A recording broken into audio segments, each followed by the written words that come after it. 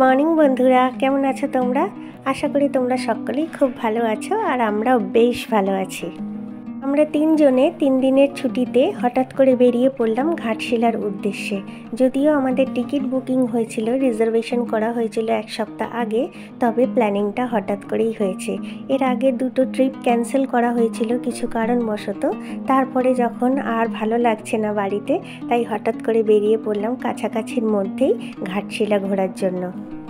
আমরা হাওড়া স্টেশন থেকে ট্রেনে উঠেছি সকাল 6:30টায় আর ঘাটশিলায় নেমেছি 9:24-এ। ঘাটশিলা স্টেশনে পৌঁছাতে আমাদের সময় লেগেছে প্রায় 3 ঘন্টা। আর স্টেশন থেকেই আমাদের অটো আগে থেকে ঠিক করা ছিল। এই অটো দাদার সঙ্গে করে পৌঁছে যাব আমাদের গন্তব্যস্থল রিসর্ট রাতমোহনায়। হোটেল তো অনেক আছে এখানে, কিন্তু 2-3 দিনের জন্য নিরিবিলি নিরালায় দিন কাটানোর জন্য যদি কোনো জায়গা খোঁজো তাহলে এই রিসর্টগুলো একদম উপযুক্ত। এখানে 2টো রিসর্ট আছে, একটা হচ্ছে সুবর্ণ ভিলা আর একটা হচ্ছে Ratmohona is the best resort in Ghatshila. রিসর্টের কাছে নেমেই চারপাশের দৃশ্য দেখে আমি মুগ্ধ হয়ে গেলাম, তাই ক্যামেরা বন্দি করতে লেগে গেলাম। এই রিসর্টটা আমরা আগে থেকেই বুক করে রেখেছিলাম। এই রিসর্টের পার ডে রুম ভাড়া হচ্ছে 2300 টাকা। এখানে এসে খুবই ভালো লাগছিল, কারণ চারিদিকের কোলাহল থেকে একদম নিস্তব্ধ, শুধু পাখির আওয়াজ শোনা যাচ্ছে, কলকাকলি শোনা যাচ্ছে, কোনো গাড়ি ঘোড়া নেই, নির্ঝঞ্ঝাট একটা পরিবেশ। রিসর্টে ঢুকেই চারপাশটা একটু ঘুরে দেখে নিচ্ছি। এখানে বিভিন্ন রকমের গাছপালা দিয়ে রিসর্টটা সাজানো রয়েছে, অনেক রকম ফুলের গাছ রয়েছে আর ঘুরে দেখতে বেশ ভালোই লাগছে। এবার আমরা চলে যাব আমাদের রুমের দিকে। এই রিসর্টটা সুবর্ণরেখা নদীর একদম ধারে গায়ে অবস্থিত, আর আমাদের যে রুমটা সেটা সুবর্ণরেখা নদীর একদম পাশেই নেওয়া হয়েছে। আর এটা হচ্ছে রিসেপশন। এখানে আমরা একটু কথাবার্তা বলে চাবি নিয়ে চলে যাব রুমে। এই রিসর্টের কন্ট্যাক্ট নাম্বার বা ফোন নাম্বার আমি স্ক্রিনে দিয়ে দিলাম। তোমাদের যদি কারোর কখনো ইচ্ছা হয় ঘাটশিলা আসবে, তবে এই রিসর্টে একবার অবশ্যই যোগাযোগ করতে পারো। আর এখানে আসলে তোমাদের সত্যিই খুব ভালো লাগবে। আর এখানে যে দেখছো একটা একটা করে ছোট ছোট রুম রয়েছে, এগুলো আসলে এক একজনের জন্য বা এক একটা ফ্যামিলির জন্য এক একটা রুম, আর প্রতিটা রুমের ভাড়া কিন্তু 2300 টাকা। আর এগুলো সমস্তটাই এসি রুম। আর যখন শীতের সময় আসবে তখন শীতের সময় গিজার রুমের জন্য আলাদা রুম রয়েছে, মানে সেই রুমগুলোতে গিজারের ব্যবস্থা করা রয়েছে। আমরা যেহেতু গরমের সময় এসেছি, তাই আমরা শুধু এসি রুমটাই নিয়েছি, কোনো গিজারের ব্যবস্থা নেই সেই রুমে। আর এই হলো আমাদের রুমটা কিন্তু খুব সুন্দর পরিপাটিভাবে সাজানো, একদম নিট অ্যান্ড ক্লিন। আমরা যখনই কোথাও বেড়াতে যাই না কেন, আমরা সব সময়ই চেষ্টা করি যে থাকার যে রুমটা নেব সেটা যেন খুব সুন্দর হয় আর একদম পরিষ্কার পরিচ্ছন্ন হয়, আর তার টয়লেটটাও যেন খুব ভালো হয়। আর এই টয়লেটটা এমনভাবে ক্লিন করা হয়েছে, আমরা এত জায়গায় ঘুরেছি, কোনো জায়গায় এরমভাবে সিল করা কোমর দেখিনি।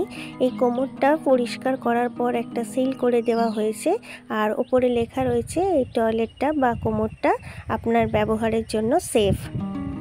আমরা অনেক জায়গাতেই হোটেলে টয়লেট দেখেছি, ক্লিন টয়লেটই পেয়েছি, পরিষ্কার একদম, কিন্তু কোনো জায়গায় কিন্তু এইভাবে সিল করা কোমোড পাইনি, যেখানে এইভাবে লেখা রয়েছে বা আমাদের ইউজের জন্য সেফ বলে লেখা রয়েছে, এইরকম কিছু কোনোদিনও পাইনি।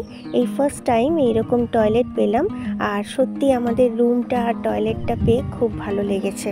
আর বাইরে একটা ছোট্ট করে বারান্দা রয়েছে প্রতিটা রুমের বাইরে, সেইখানে বসে যে যার মতো লাঞ্চ বা ডিনার করতে পারে। আর 2টো চেয়ার, একটা টেবিলও রাখা রয়েছে। আর রুম থেকে বাইরে বেরিয়ে চেয়ারে বসে বাইরের দৃশ্য জাস্ট অসাধারণ। এখান থেকে বসেই রিসর্টের পাশেই যে সুবর্ণরেখা নদী সেটা পুরো পরিষ্কার দেখা যাবে, আর বাইরের যে দৃশ্য সেটাও উপভোগ করা যাবে। আর সুবর্ণরেখা নদীর পিছনেই যে পাহাড় রয়েছে সেগুলোও দেখা যাচ্ছে এই বারান্দা থেকে বসে। এখানে প্রতিটা রুমে 2টো করে জানলা রয়েছে, দুপাশে 2টো জানলা, আর টিভি সেট রয়েছে, এসি লাগানো রয়েছে, আর রয়েছে আয়না লাগানো একটা কাঠের আলমারি। আর রিসর্টে ঢোকার পরেই আমাদের একটা কিট দেওয়া হয়েছে। এই কিটের মধ্যে শ্যাম্পু রয়েছে, বডি লোশন রয়েছে, ব্রাশ অ্যান্ড পেস্ট রয়েছে, একটা সাবান রয়েছে, ব্যান্ডেড রয়েছে, চিরুনি রয়েছে, আর কান খোঁচার যে কাঠি হয় মানে ইয়ারবাড সেইগুলোও রয়েছে। তো এই পুরোটাই আমাদের দেওয়া হয়েছে। আর হ্যাঁ, তার সঙ্গে রয়েছে একটা ওই কি বলে বাজাজ আমন্ড অয়েল।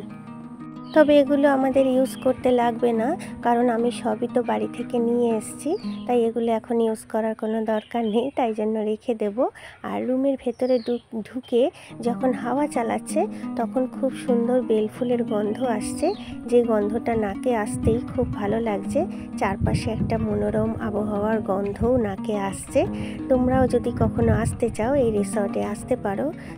চতুর্দিক থেকে একটা সুন্দর পরিবেশ তো দেখতেই পাবে, সেই সঙ্গে উপভোগ করতে পারবে সুবর্ণরেখা নদীর দৃশ্য।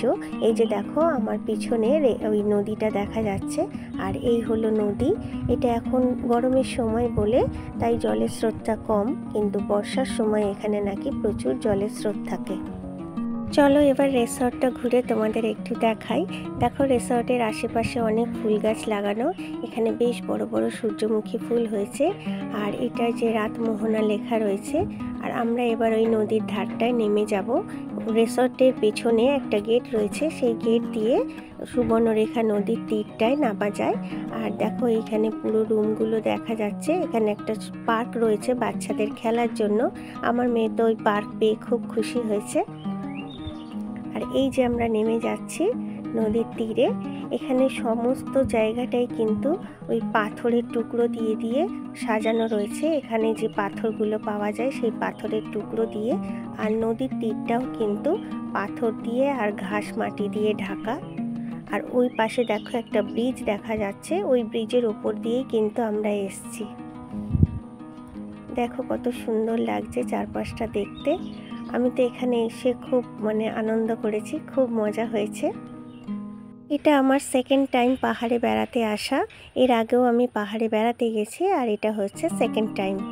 আর এই যে পাথুরে রাস্তা দিয়ে আমরা নেমে এসেছি সুবর্ণরেখা নদীর তীরে। এখানে দেখো নদীর স্রোতের সঙ্গে পাথর ক্ষয়ে ক্ষয়ে কীরকম সব আকার নিয়েছে। এগুলো কিন্তু বড় বড় পাথর, আর সেই পাথরগুলো ক্ষয়ে ক্ষয়ে এইরকম আকার নিয়েছে। এখানে এই সাজানো পাথরগুলো দেখতে এত ভালো লাগছে যে পাথর না কুড়িয়ে আমি পারছি না নিজেকে ধরে রাখতে।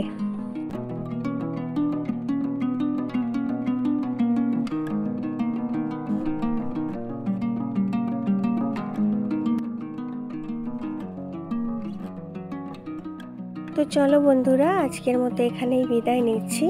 এরপরে আরও কোথায় কোথায় গেলাম, কি কি দেখলাম, কিভাবে কাটালাম 3টে দিন তোমাদের সঙ্গে সবই শেয়ার করব। আরও সমস্ত জায়গার ভিউ তোমাদের সামনে নিয়ে আসব। আজকের মতো এখানেই বিদায় নিচ্ছি। তোমরা সবাই ভালো থেকো, সুস্থ থেকো, আর পরবর্তী ভিডিওগুলো অতি অবশ্যই দেখে নিও। এখনকার মতো টাটা।